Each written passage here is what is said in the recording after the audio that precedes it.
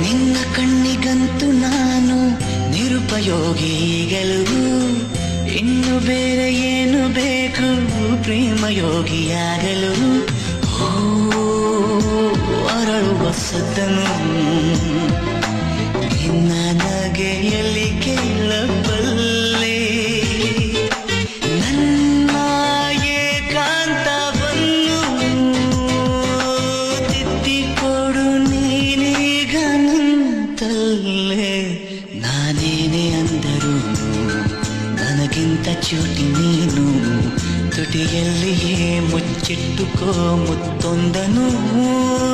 ಕದಿಯುವ ಮುನ್ನವೇ ಪರವಶನಾದೆನು, ಅರಿಯುವ ಮುನ್ನವೇ ಪರಿಚಿತನಾಗಲಿ ಹೇಗೆ ಪ್ರಣಯಕ್ಕೂ ಮುನ್ನವೇ.